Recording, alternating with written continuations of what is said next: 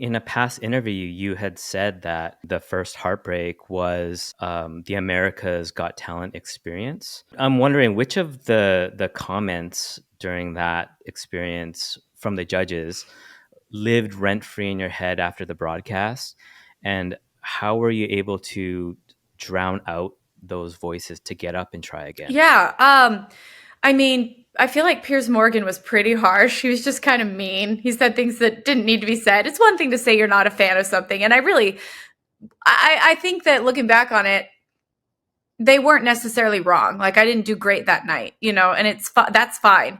But they were not the Piers Morgan was not the kindest. But I think one of the ones that really stuck with me for a minute was Sharon Osbourne. And again, it's not that she was mean, but she told me like, I think you need to be in a group. I think you need to be like a backup for somebody. Basically, you need a singer. You're back here, and you know, in the moment looking at it, it's like that wasn't bad advice to give from her perspective.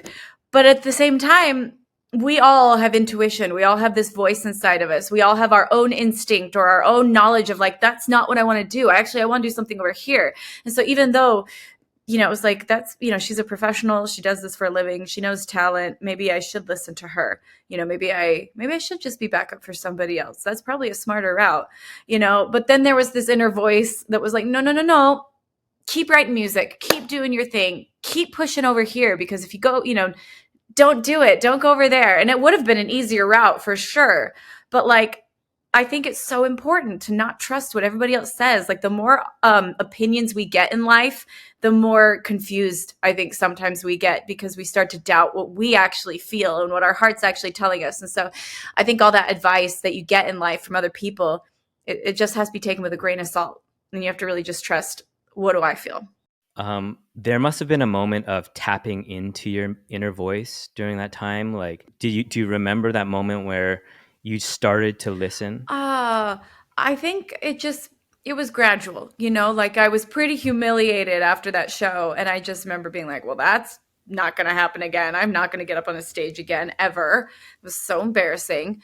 But then as my little heart started to heal, I just think that I'm such a strong believer in the fact that our mind is very loud. It's very chattery, and it's always going to try to protect you. It's going to tell you like, that was embarrassing. We don't want that to happen again. So never do that again. It's going to try to tell you that this is a better, smarter route. It's safer.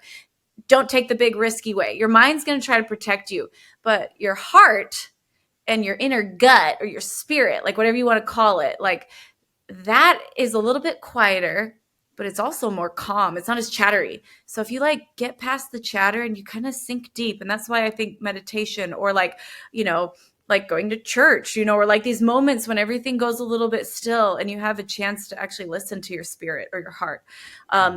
It's a lot truer of a compass. And so like once my brain kind of settled down from the chatter, I was able to like sink a little deeper and just be like, actually, I don't want to give up. Actually, I think my gut is telling me like, don't you dare give up. There's more for you here.